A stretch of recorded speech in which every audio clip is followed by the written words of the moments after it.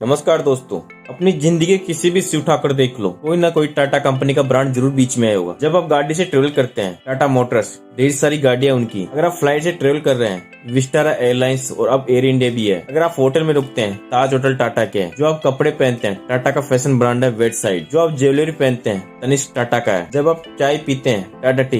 यहाँ तक जो खाने में नमक डलता है, वो टाटा साल्ट है। 100 से ज्यादा कंपनी है टाटा ग्रुप के अंदर। तो कोई हैरानी की बात नहीं कि टाटा आज के दिन इंडिया की one of the most famous और मोस्ट सक्सेसफुल कंपनी में से एक है। लेकिन क्या आप जानते हैं कि कंपनी रातों रात इतनी बड़ी नहीं बन गई? इसे 200 साल का समय लगा था। टाटा कंपनी कहानी शुरू होती है साल 1822 में। आज से ठीक 200 साल पहले गुजरात के एक गांव में एक फारसी पृष्ठी घर में एक लड़के का जन्म होता है, नसरवान टाटा का। बचपन से ये बड़े रेस्टलेस थे, बेचैनी थी कुछ बड़ा करने की। कहा जाता कि अपने गांव में इकलौते ऐसे आदमी थे जो बड़ा स्ट्रांगली फील करते थे कि मुझे अपने गांव से बाहर जाकर कुछ करना है। इनका मानना था कि इनकी डेस्टिनी है। इसी रीजन से सिर्फ 20 साल की उम्र में गाँव छोड़कर मुंबई शिफ्ट हो जाते हैं। कोई नया बिजनेस शुरू करने की कोशिश करते हैं। आज के दिन बहुत से लड़के ऐसा करते हैं, गाँव से शहर शिफ्ट हो जाते हैं नए फ्यूचर की तलाश में। लेकिन फर्क यह था कि इनकी ऑलरेडी एक बीवी और बच्चा था। उन जमानों में चाइल्ड मैरिज बड़ी आम बात हुआ करती थी। ये पूरी फैमिली को लेकर मुंबई में शिफ्ट हो गए। कॉटन ट्रेड से काफी आकर्षित हुए। देखते देखते जल्द ये अपना खुद का कॉटन एक्सपोर्ट का बिजनेस खोल लिया। बिजनेस से जितना भी पैसा था, इन्होंने इंश्योर किया कि अपने बेटे की एजुकेशन पर खर्च करेंगे। ये कोई कॉम्प्रोमाइज नहीं करना चाहते थे, इसलिए इन्होंने अपने बेटे जमशेद को बेस्ट एजुकेशन दी।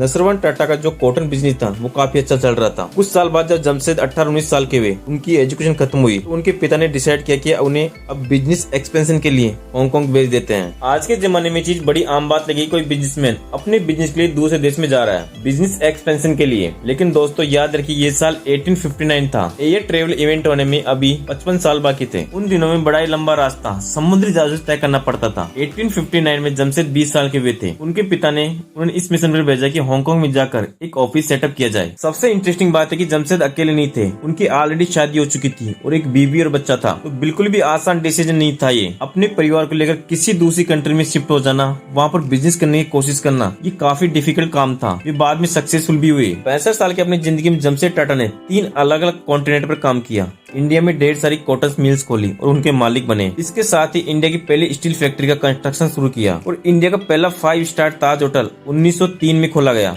ये होटल एक्चुअली में इंडिया का पहला होटल था जिसमें इलेक्ट्रिसिटी आती थी। आज के दिन तक ये इंडिया के one of the most prestigious hotel में से आता है। साल 1904 में जमशेद टाटा की डेथ हो गई। अपने पीछे वो एक लेगेसी छोड़कर गए जिसे आज तक मैच करना बहुत मुश्किल है। और मैं ये सिर्फ बिजनेस के सीन में नहीं कह रहा हूँ। आज के जमाने में प्रॉफिटेबल बिजनेस बनाना बड़ी आम बात हो चुकी है। ढेर सारे आपको बिजनेस ऐसे मिलेंगे जो पैसे के लिए काम करते हैं, लेकिन जमशेद टाटा ने एक शानदार लेगेसी बनाई, प्रिंसिपल और इथिक्स की भी। कुछ एग्जाम्पल से बताता हूँ। साल 1874 में जमशेद टाटा ने पहली मिल की फैक्ट्री नागपुर में खोली, जिनका पहला एक्सपीरियंस था कॉटन ट्रेड के बिजनेस से हटकर कॉटन प्रोडक्शन के बिजनेस में आने का। जब भी आप कोई नया बिजनेस करते हो, नई प्रॉब्लम सॉल्व करते हैं। इन्होंने देखा कि इनकी इस नागपुर की कॉटन मिल में जो मजदूर काम करने लग रहे हैं वो बड़े आलसी हैं और छोटे छोटे बहाने देकर एब्सेंट हो जाते हैं। कोई भी ऐसा दिन नहीं हुआ जहाँ पर 100% अटेंडेंस देखने को मिली हो।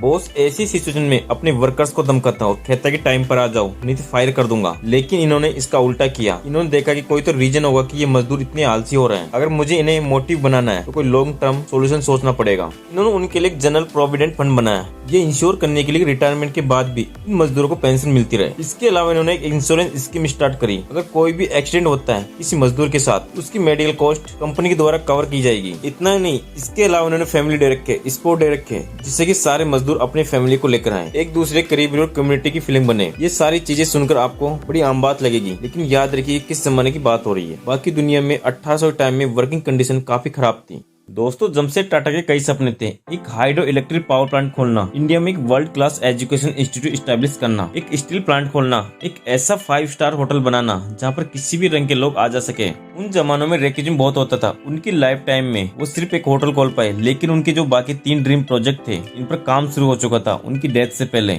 बाद में उनके बेटे दोराब टाटा ने इंश्योर किया कि उनके 3 सपने हकीकत बनेंगे। साल 1910 तक टाटा का स्टील प्लांट तैयार हो चुका था और स्टील प्रोडक्शन शुरू हो चुका था। इसी टाइम के अराउंड फर्स्ट वर्ल्ड वॉर की शुरुआत होती है और ब्रिटिश एम्पायर को सख्त जरूरत पड़ती है स्टील की। ऐसे में टाटा स्टील देश का सबसे बड़ा स्टील सप्लायर बन जाता है। टाटा स्टील का इस्तेमाल किया जाता है ब्रिटिश टैंक को बनाने के लिए, हथियार बनाने के लिए, रेलवे ट्रैक्स को बिछाने के लिए। साल 1914 तक टाटा ग्रुप इतना बड़ा बन चुका था कि उसके अंदर 14 अलग अलग कंपनियां थी, लेकिन ये तो सिर्फ शुरुआत थी। फिर दोराब टाटा ने कंपनी की एक्टिविटीज को संभाला, जिसके बाद एक दूर के कजिन जहांगीर रतन टाटा ने कंपनी को टेक ओवर कर लिया। JRD टाटा एक्चुअल में ग्रो किए हुए थे फ्रांस में और वहाँ पर एक पायलट भी थे। इनको बहुत पसंद था फ्लाइंग का, इसी रीजन से इन्होंने इंडिया की पहली एयरलाइंस टाटा एयरलाइंस की स्थापना करी, जिसे बाद में जाकर रिनेम कर दिया गया एज एयर इंडिया। देश आजाद होने के बाद जवाहरलाल नेहरू ने फैसला किया कि देश में जितने भी बड़े बड़े बिजनेस और इंस्टीट्यूट है उसे नेशनलाइज किया जाएगा, सरकार उन्हें हैंडल करेगी। ये ऐसा डिसीजन था उस जमाने के लिए जिसे पॉजिटिव सेंस में देखा गया था। लेकिन टाटा के लिए बुरी खबर थी कि सरकार ने टाटा एयरलाइंस को भी नेशनलाइज कर दिया। जेआरडी टाटा का दिल टूट गया इस फैसले से। लेकिन शुरुआत से टाटा का मानना था कि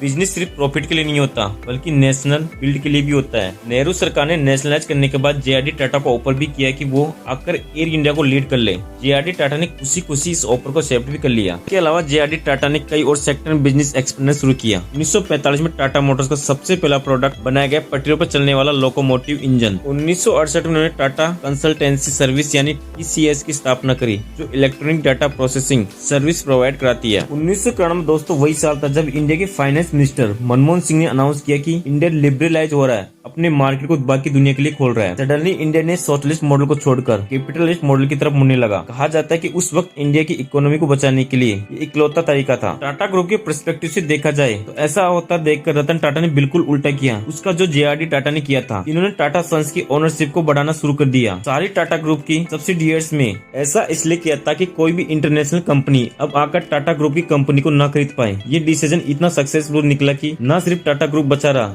इस पीरियड में, बल्कि टाटा ग्रुप ने फॉरेन कंपनी को एक्वायर करना शुरू कर दिया। इंग्लैंड में टेटली टी कंपनी होती थी, $12 बिलियन में टाटा ग्रुप ने उसे खरीद लिया। यूरोप में एक स्टील कंपनी था कोरस करके, टाटा ग्रुप ने उसे खरीद लिया। एक और ऐसी इंटरेस्टिंग कहानी Jaguar land rover company, car manufacturing company UK की थी। लेकिन जब बात करी जा रही थी इस कंपनी को बेच दिया जाए तो इस कंपनी के वर्कर्स ने कहा कि हम खुद चाहते हैं कि टाटा कंपनी हमारी कंपनी को टेक ओवर कर ले, जो कि एक लग्जरी ब्रांड था। लेकिन इसका मतलब ये नहीं था कि टाटा अपने ग्रास रूट लेवल कस्टमर्स को भूल गया था। जमशेदपुर शहर जो जमशेद टाटा के नाम पर रखा गया था वो एक्चुअल में टाटा खुद ने नहीं रखा, बल्कि British vice Roy of India थे उस वक्त के, उन्होंने ये नाम रखा था। तो ये थी बहुत दिलचस्प और इंस्पायरेशन कहानी दोस्तों टाटा ग्रुप की।